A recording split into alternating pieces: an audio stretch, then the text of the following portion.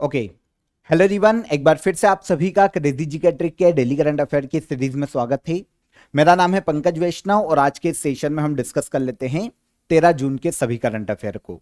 एक एक current affair आराम से सुनिए, आराम से एक एक फैक्ट को सुनिए और क्रेजी जी के ट्रिक एप्लीकेशन को चेकआउट कीजिए, क्योंकि वहां पर आपके लिए फ्री ऑफ कॉस्ट इसकी पीडीएफ अवेलेबल हो जाती है।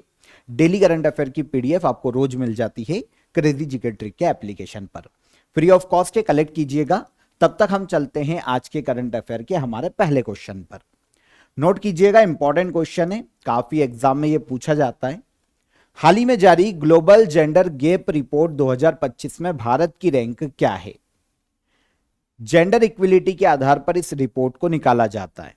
मतलब अलग अलग क्षेत्र में महिला और पुरुष को बराबर पार्टिसिपेशन दिया गया है या नहीं, किसी देश की पॉलिसीज महिलाओं के हितों में कितनी अच्छी है, भेदभाव महिला और पुरुषों के मध्य में कितना ज्यादा कम है, इस आधार पर निकाला जाता है ग्लोबल जेंडर गैप इंडेक्स को। 2025 में इस इंडेक्स में 148 देशों को रैंक दिया गया है।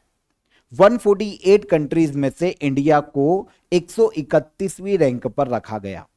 4 डायमेंशन से अलग अलग अभी हम बात करेंगे, उनके आधार पर रैंक दी जाती है और महिला और पुरुष के मध्य में इक्विलिटी को देखा जाता है। समानता कितनी ज्यादा है?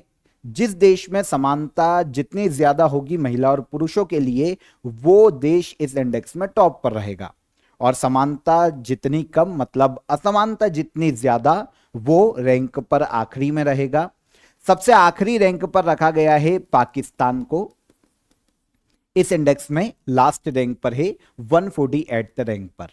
तो ग्लोबल जेंडर गैप रिपोर्ट 2025 में भारत की रैंक क्या है? 148 देशों में, तो इंडिया को 131वीं रैंक पर रखा गया। अब यहां पर इंटरेस्टिंग यह है कि 2024 का जब इंडेक्स आया था ना, तब इंडिया को इस इंडेक्स में 129th रैंक पर रखा गया था। मतलब इंडिया में कहीं ना कहीं जो असमानता है वो बड़ी है और रैंक में 2 अंक हम फिसले हैं। ठीक है, ग्लोबल जेंडर गैप रिपोर्ट 2025 और 24 दोनों को याद रखिएगा। 24 में हमारी रैंक 129 और 2025 में हमारी रैंक हो जाती है 131वीं रैंक। 4 डायमेंशंस के आधार पर, 4 मेन फैक्टर्स के आधार पर रैंक किया जाता है देशों को। सबसे पहला आता है इकोनॉमिक पार्टिसिपेशन और अपॉर्चुनिटीज। मतलब महिलाओं और पुरुषों के लिए समान काम की अपॉर्चुनिटीज है या नहीं, इकोनॉमिकली दोनों एक जैसे स्ट्रांग है या नहीं, पैसा कमा रहे हैं या नहीं, इस आधार पर। इसके अलावा एजुकेशन में महिलाओं का कितना ज्यादा पार्टिसिपेशन है, पुरुष के जैसा है कि नहीं। हेल्थ और सर्वाइवल में महिला और पुरुषों का समान एक जैसा हेल्थ है ना, या फिर सर्वाइवल सेम देखने को मिल रहा है या नहीं। जीवन प्रत्याशा भी काउंट की जाती है।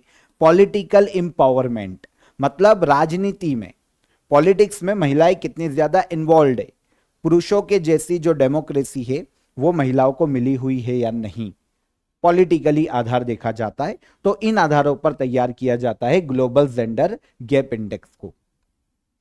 अब 2025 में आपको यह पता चल गया कि 148 कंट्रीज में से इंडिया की रैंक हो गई 131वीं। सबसे लास्ट पर है 148 रैंक पर पाकिस्तान। यहां पर देखिए सबसे ज्यादा चौंकाने वाला जो आपको डेटा मिलेगा ना, वो बांग्लादेश का मिलेगा। बांग्लादेश की लास्ट ईयर जो रैंक थी ना, वो 99 थी, 99वीं रैंक पर था बांग्लादेश। पर सडनली इस साल बांग्लादेश की रैंक है 24। स्ट्रेंज। अब यहां पर आप सोचोगे वाह यार, महिलाओं को इतना ज्यादा समानता दी जाने लगी है बांग्लादेश में। तो आप इसको उल्टा करके भी देख सकते हो, महिलाओं को समानता का अधिकार मिला है या नहीं वो छोड़ दो, लेकिन यहां पर यह देखो कि पुरुषों की हालत ऐसी हो गई है वहां पर कि वो महिलाओं के बराबर ही आ गए। मतलब महिलाओं को वहां पर पहले से ही ना तो एजुकेशन इतना अच्छा दिया जा रहा है, ना हेल्थ के सेक्टर में महिलाओं के लिए काम किया जा रहा है, ना ही इकोनॉमिकली महिलाएं इतना ज्यादा स्ट्रांग है, वहां पर काम तो करने दिया ही नहीं जाता। अब पुरुषों के पास भी यहां पर इतनी ज्यादा बेरोजगारी है, इतना ज्यादा देश बोल सकते हैं गर्त में है, कि वो दोनों बराबर आ गए। इसको आप ऐसे भी देख सकते हैं। ठीक है, तो ये थोड़ा सा आपको स्ट्रेंज लगेगा, ये जो डेटा है ना यहां पर आपको, मुझे भी शॉकिंग लगा था ये सुनकर कि बांग्लादेश सडनली 99th रैंक से 24th रैंक पर आ गया है इस इंडेक्स में। ठीक है, अब इंडिकेटर्स क्या थे, कितने, अब क्या होता है ना, देखिए पूरी जनसंख्या का सर्वे भी नहीं किया जाता है, केवल एक ग्रुप लिया जाता है, किसी एक क्षेत्र का एक पर्टिकुलर जनसंख्या ली जाती है और एवरेज आधार पर रैंक डिसाइड की जाती है। तो यहां पर ये थोड़ा सा आपको भी शॉकिंग लगेगा जैसा मुझे लगा है, पर ठीक है, जो रैंक है वो हमको देखना पड़ेगी। बांग्लादेश में 24th रैंक पर आ गया है बांग्लादेश। लास्ट ईयर बांग्लादेश की रैंक थी 99। ओके, टॉप 3 कंट्रीज की बात करें तो आइसलैंड पहले नंबर पर है, सेकंड पर है फिनलैंड और थर्ड पर है नॉर्वे, यूरोपीय देश। बॉटम से 3 कंट्रीज में से पाकिस्तान सबसे नीचे, फिर सूडान और फिर चाड 146 रैंक पर। इंडिया की नेबर कंट्रीज की भी रैंक पूछी जाती है, स्पेशली एसएससी में। तो यहां पर बांग्लादेश की रैंक हो गई 24, नेपाल की रैंक हो गई 125, चाइना की रैंक हो गई 103, भूटान की 119वीं रैंक है, श्रीलंका की 130वीं रैंक है और मालदीव की रैंक है 138। यह हमारी नेबर कंट्रीज है सारी। पाकिस्तान 148 रैंक पर रहा है। ठीक है, ग्लोबल जेंडर गैप इंडेक्स को तैयार कौन करता है, तो यह निकालता है वर्ल्ड इकोनॉमिक फोरम। इस फैक्ट को भी याद रखिएगा। उद्देश्य आपको समझ में आ गया, जेंडर इक्विलिटी को मापना, जेंडर इक्विलिटी के लिए काम करना। 2006 में यह इंडेक्स से शुरू किया गया था। कंट्रीज को जो रैंक दी जाती है ना इस इंडेक्स में सॉरी, वो 0 से 1 तक की दी जाती है। इस बार भारत का स्कोर है 0.644 और सबसे ऊपर जो आइसलैंड है उसका स्कोर आया है 0.926। तो 0 से 1 के बीच में रैंक किया जाता है किसी भी देश को ग्लोबल जेंडर गैप इंडेक्स में। वर्ल्ड इकोनॉमिक फोरम जो इंडेक्स निकालता है एक इंटरनेशनल एनजीओ है। 1971 में इसकी स्थापना हुई थी। स्विट्जरलैंड के कोलोग्नी में इसका हेडक्वार्टर देखने को मिलता है। आगे बढ़ेंगे हम, 1 मिनट रुकिएगा, आगे आइए। हाल ही में चर्चित होदेइदा पोर्ट किस देश में स्थित है? अगर होदेइदा पोर्ट की बात करें तो यह पोर्ट हमको देखने को मिलेगा यमन में।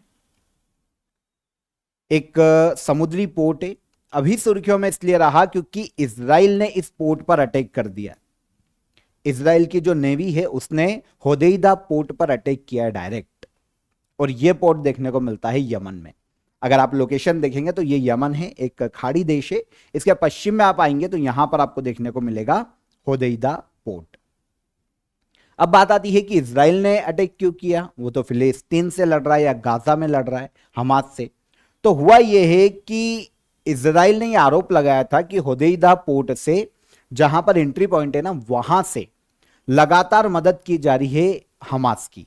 हमास को सामान सप्लाई किया जा रहा है, जो हथियार हैं वो सप्लाई किए जा रहे हैं यमन के इस पोर्ट के माध्यम से। इसीलिए इजराइल ने डायरेक्ट अटैक किया है, इसके एंट्री पॉइंट पर एक एयर स्ट्राइक की है, और इसके अलावा एक नेवल अटैक भी पहली बार सीधे किया है इजराइल ने इस पोर्ट पर। उद्देश्य एक ही है कि इस पोर्ट को खत्म करना है, यमन की कमर तोड़ना है, ताकि आगे चलकर वो हमास की मदद न कर सके।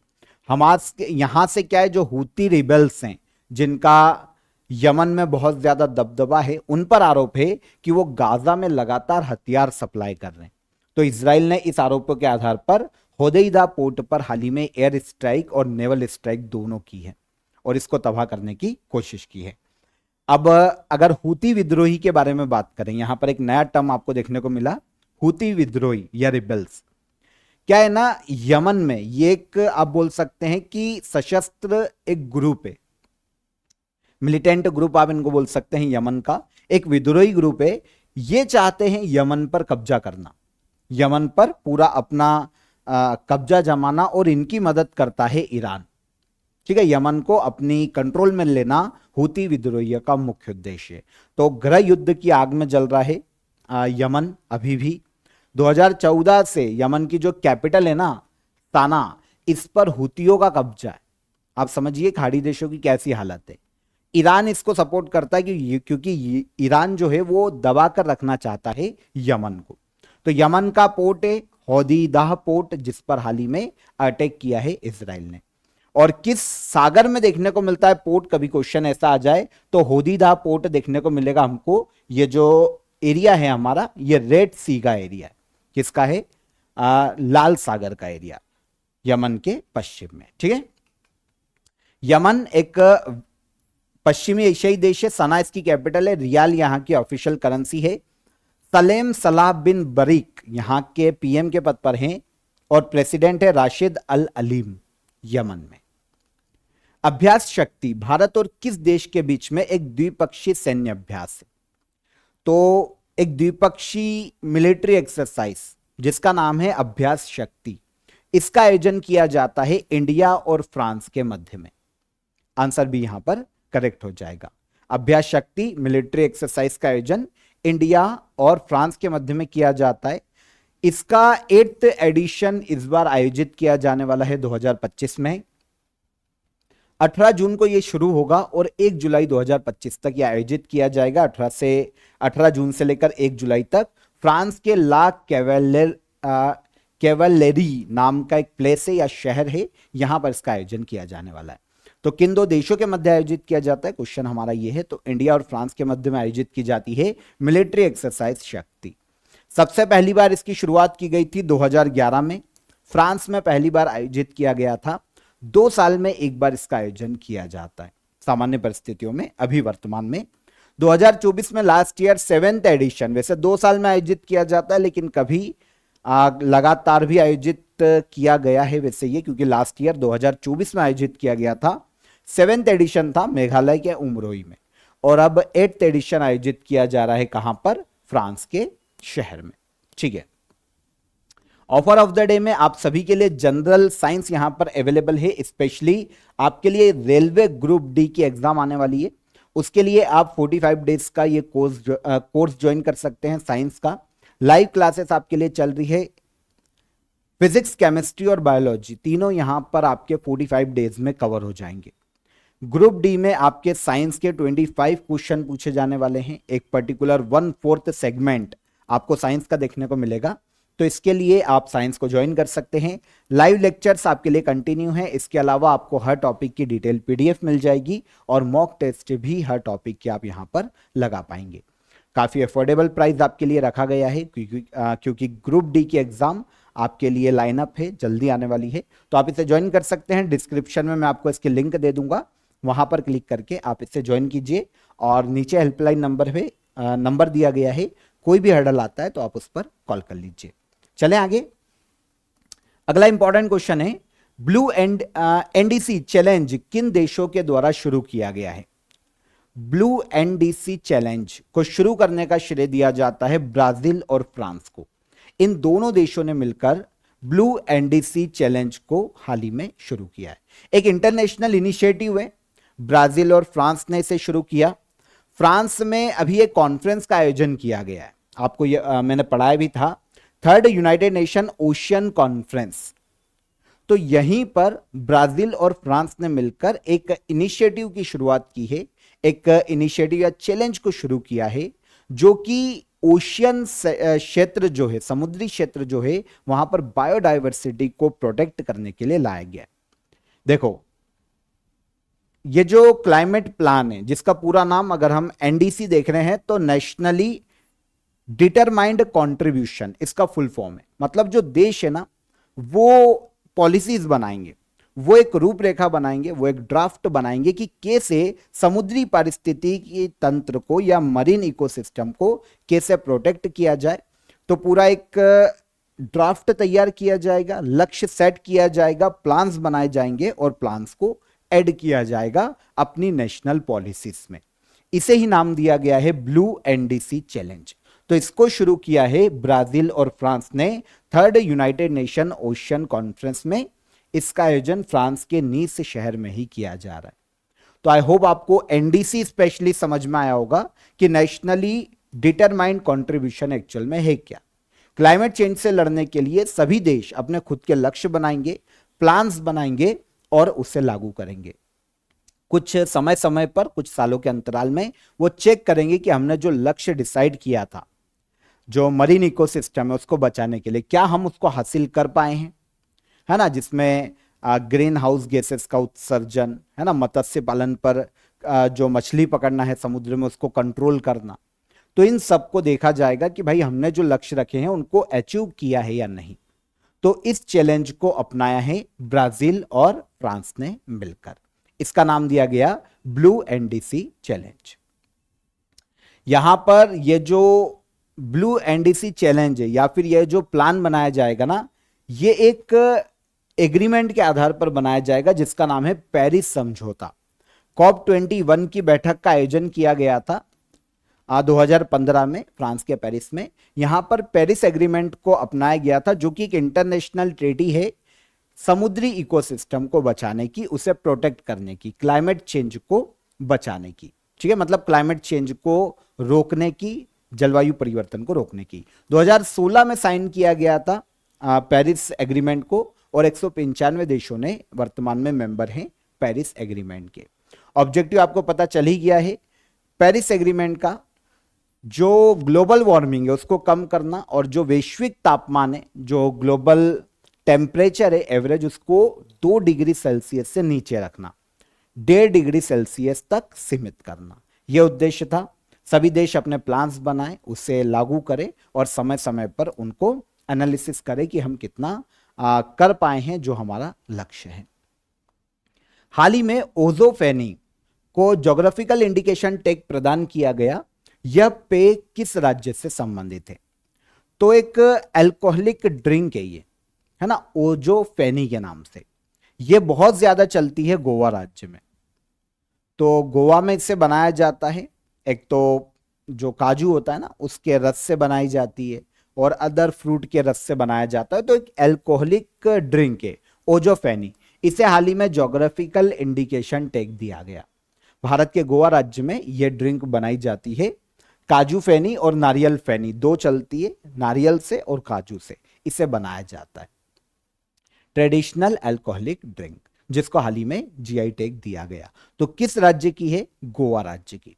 जीआई टैग के बारे में मैं आपको पहले भी काफी बार बता चुका हूं। ज्योग्राफिकल इंडिकेशन टैग ऐसे किसी भी प्रोडक्ट को, किसी भी वस्तु को, किसी भी चीज को, किसी भी क्राफ्ट को दिया जा सकता है जिसकी एक स्पेशलिटी होती है एक पर्टिकुलर क्षेत्र में पाई जाने के कारण। अगर कोई फल है तो वो किसी एक क्षेत्र में उग रहा है, उस क्षेत्र में उगने के कारण उसमें कुछ विशेष गुण है, तो ऐसी चीज को क्योंकि उसकी एक यूनिक आइडेंटिटी है, तो ऐसे किसी प्रोडक्ट को जीआई टैग दिया जा सकता है। 10 साल के लिए जीआई टैग मान्य होता है, 10 साल में रिन्यू कराना पड़ता है। इसके लिए बाकायदा एक एक्ट लाया गया था, geographical indication of goods registration and protection act 1999। इस एक्ट के तहत ही जीआई टैग किसी प्रोडक्ट को दिया जाता है। आपको पता है फर्स्ट जीआई टैग भारत में दार्जिलिंग की चाय को दिया गया था 2004 में। वेस्ट बंगाल के दार्जिलिंग में यह चाय उगाई जाती है। भारत का पहला सोचने वाला उपग्रह कौन लॉन्च करेगा? तो देखिए, भारत में पहला सोचने वाला जो उपग्रह है ना, उसको एक प्राइवेट स्टार्टअप कंपनी विकसित कर रही है जिसका नाम है टेकमी2स्पेस। ये कंपनी का नाम है। हालांकि इसको लॉन्च करेगा भारत का जो इसरो है, ये लॉन्च करेगा। लेकिन यहां पर देखिए इसरो ऑप्शन में है नहीं, तो सोचने वाला उपग्रह किसने विकसित किया है? जिसने विकसित किया उसी का उपग्रह। तो किसका है? टेकमी2स्पेस नाम के प्राइवेट कंपनी का। अब ये क्या है सोचने वाला उपग्रह? देखिए, अभी तक जो उपग्रह हैं, जो हमारे उपग्रह अभी तक हम यूज कर रहे हैं, वो क्या करते हैं? इमेजेस लेते हैं अंतरिक्ष की, क्योंकि उसमें हाई रिजोल्यूशन कैमरे लगे, और इमेजेस को वो भेजते हैं हमारे जो सेंटर्स हैं पृथ्वी पर, उनको। वहां पर साइंटिस्ट उनको वेरीफाई करते हैं, देखते हैं कौन सी काम की इमेज आई, कौन सी नहीं आई। तो बहुत सारे डेटा को भेजने में समय लगता है, पहले तो सैटेलाइट के माध्यम से, फिर उसको साइंटिस्ट जो है उनका काम बढ़ता है, उनको एक एक इमेज को देखना पड़ता है, जो काम की नहीं है उसको डिस्ट्रॉय करना पड़ता है। अब जो सोचने वाला उपग्रह है ना, थिंकिंग सैटेलाइट, जो कि बनाया है किसने? टेकमी2स्पेस नाम की कंपनी ने। इसरो इसको लॉन्च करेगा सितंबर 2025 में, स्पेस में से लॉन्च किया जाएगा। यह सैटेलाइट आर्टिफिशियल इंटेलिजेंस पे काम करेगा।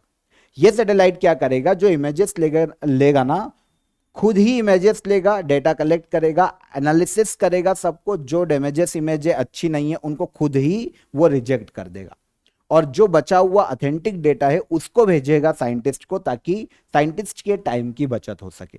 तो डेटा को पूरा एनालिसिस करके, फिल्टर करके, प्रोसेस करके ये भेजेगा साइंटिस्ट तक।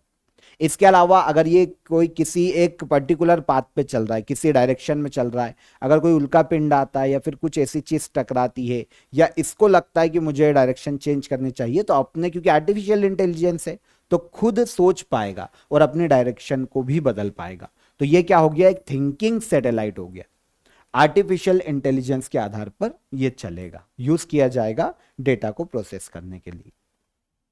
किस कंपनी ने बनाया, टेक मी टू स्पेस नाम की कंपनी ने। एक स्पेस स्टार्टअप है प्राइवेट, हैदराबाद का। 2024 में लास्ट ईयर ही ये स्थापित हुआ है। स्पेस सेक्टर के लिए टेक्नोलॉजी का विकास करना इस स्टार्टअप का मुख्य उद्देश्य है। पद्मश्री से सम्मानित मैंगो मैन कलीमुल्ला खान द्वारा विकसित आम की नई किस्म का नाम इन्होंने किस राजनेता के नाम पर रखा है? तो पद्मश्री से सम्मानित एक व्यक्ति है, मैंगो मैन के नाम से जाने जाते हैं, यूपी के हैं, कलीमुल्ला खान। इन्होंने आम की एक नई प्रजाति को खोजा है। क्रॉस ब्रीडिंग के माध्यम से ये आम की नई प्रजाति इन्होंने बनाई है, और इसको नाम दिया है इन्होंने राजनाथ मैंगो, जो कि भारत के जो डिफेंस मिनिस्टर है राजनाथ सिंह, उनके नाम पर रखा गया है। ऐसी काफी सारी किस्में ये पहले बना चुके हैं आम की, है ना, क्रॉस ब्रीडिंग के माध्यम से। अभी जो नई बनाई है कलीमुल्ला खान ने, उसका नाम राजनाथ मैंगो इन्होंने रखा है, राजनाथ सिंह के नाम पर। इसके पहले जो अदर किस्म इन्होंने मैंगो की बनाई, एक सचिन तेंदुलकर के नाम पर रखी है, ऐश्वर्या रॉय, सोनिया गांधी, नरेंद्र मोदी, इनके नाम पर भी ये अलग अलग जो खोजी गई आम की किस्में हैं उनका नाम रख चुके हैं। तो क्योंकि देखिए एक एग्रीकल्चर सेक्टर में इनका योगदान है कलीमुल्ला खान का, मैंगो मैन के नाम से जाने जाते हैं। भारत सरकार के द्वारा इनको 2008 में पद्मश्री से सम्मानित किया जा चुका है। उत्तर प्रदेश के लखनऊ के रहने वाले हैं। 300 से ज्यादा आम की वैरायटी ये अभी तक उगा चुके हैं। International conference on electoral integrity का आयोजन हाल ही में कहां किया गया? International conference on electoral integrity, इसका आयोजन किया गया स्वीडन के स्टॉकहोम में। Answer B. भारत के मुख्य निर्वाचन आयुक्त कौन है वर्तमान में? Chief election commissioner Gyanesh Kumar, इन्होंने यहां पर पार्टिसिपेट किया था। स्वीडन के स्टॉकहोम में 10 से लेकर 12 जून तक इस कॉन्फ्रेंस का आयोजन किया गया। उद्देश्य क्या है कॉन्फ्रेंस का? उद्देश्य की बात करें कि उद्देश्य क्या है, तो जो इलेक्शन होते हैं ना, उनको ट्रांसपेरेंट तरीके से कंडक्ट करना। इलेक्टोरल प्रोसेस जो है उसमें एक तो पारदर्शिता को बढ़ावा देना, ट्रांसपेरेंसी बढ़ाना, क्रेडिबिलिटी बढ़ाना, जितनी भी ऑर्गेनाइजेशन है जो कि इलेक्शन कंडक्ट कराती है, और फेयरनेस के साथ इलेक्शन को करवाना, ताकि डेमोक्रेसी को सुरक्षित रखा जा सके। इन सभी मुद्दों पर चर्चा करने के लिए international conference on electoral integrity का आयोजन किया गया स्वीडन के स्टॉकहोम में। ठीक है, भारत की ओर से पार्टिसिपेट किसने किया? ज्ञानेश कुमार, भारत के मुख्य निर्वाचन आयुक्त हैं। आयोजन करवाने वाली संस्था कौन? तो international institute for democracy and electoral assistance, इसके द्वारा इस कॉन्फ्रेंस का आयोजन किया गया। वैसे ये जो संस्था है ना, एक इंटरनेशनल इंटर गवर्नमेंटल बॉडी है, पूरी दुनिया में डेमोक्रेसी को सपोर्ट करने, स्ट्रॉन्ग करने, इसी के सेक्टर में काम करने वाली संस्था है। इसकी स्थापना 1995 में की गई थी। स्वीडन के स्टॉकहोम में ही इसका हेडक्वार्टर देखने को मिलता है। 31 देश इसके मेंबर हैं, इनमें से एक है इंडिया। भारत का पहला वंदे भारत मेंटेनेंस डिपो कहां बनाया जा रहा है? इंडिया का पहला वंदे भारत मेंटेनेंस डिपो बनाया जा रहा है भारत के जोधपुर, राजस्थान में। कहां बनाया जा रहा है? राजस्थान के जोधपुर में। देखिए, जो मेंटेनेंस डिपो है वहां पर वंदे भारत ट्रेन के जो कोच हैं उनकी रिपेयरिंग की जाएगी, उनकी सर्विसिंग का काम किया जाएगा फैसिलिटी में। 600 मीटर इसकी टोटल लेंथ होगी डिपो की। वैसे अभी ये राजस्थान के जोधपुर में बनाया जा रहा है, ठीक है, वंदे भारत ट्रेन के मेंटेनेंस के लिए, लेकिन आगे चलकर इसे 4 और डिपो अलग अलग जगह पर बनाए जाएंगे। ये जो डिपो है अभी जो बनाया जा रहा है राजस्थान के जोधपुर में पहला, ये 2025 के अंत तक, इस साल के एंड तक काम करना शुरू कर देगा। इंडिया का पहला वंदे भारत मेंटेनेंस डिपो राजस्थान के जोधपुर में। ठीक है, वंदे भारत ट्रेन, इसकी अगर हम कैजुअल इंफॉर्मेशन देखें, भारत की पहली स्वदेशी रूप से निर्मित सेमी हाई स्पीड ट्रेन है। इसकी अगर सबसे स्पीड की बात करें तो 160 किलोमीटर पर आवर सबसे ज्यादा स्पीड है। इस स्पीड तक वंदे भारत ट्रेन चल सकती है। भारत में सबसे पहली वंदे भारत ट्रेन की बात करें तो यह 18 फरवरी 2019 को चली थी। यह चली थी न्यू दिल्ली से वाराणसी के रूट पर, भारत की पहली वंदे भारत ट्रेन। शुरुआत में इसको नाम दिया गया था ट्रेन 18 और बाद में इसका नाम बदलकर किया गया वंदे भारत ट्रेन। ठीक है, तो इसका जो कोच है ना, इंटीग्रल कोच फैक्ट्री चेन्नई द्वारा ही बनाया जाता है। Last question, world blood donor day हर साल कब मनाया जाता है? विश्व रक्तदाता दिवस। लोगों को ब्लड डोनेशन के प्रति अवेयर करना। देखिए, एक बहुत बेसिक नीड है ब्लड जीवन जीने के लिए, है ना, शरीर के अंदर। तो जब दुर्घटना हो जाती है, कुछ भी ऐसी परिस्थिति है कि किसी को भी ब्लड की जरूरत है, तो अभी तक आर्टिफिशियल ब्लड को सही तरीके से बनाने में हमको पूरी सक्सेस नहीं मिली। ठीक है, अभी हम इनिशियल स्टेज पे हैं, ये बोल सकते हैं, पर अभी तक हम ब्लड को बना नहीं पाए। तो इसलिए हमको जरूरत है कि ब्लड के लिए डोनर मिलते रहे। तो लोगों को ब्लड डोनेट करने के प्रति अवेयर करना, यह सबसे बेसिक नीड है विश्व रक्तदाता दिवस को मनाए जाने का। और जो रक्तदाता है उनका सम्मान करना इस दिवस को मनाए जाने का मुख्य उद्देश्य है। हर साल कब मनाया जाता है? यह मनाया जाता है 14 जून को।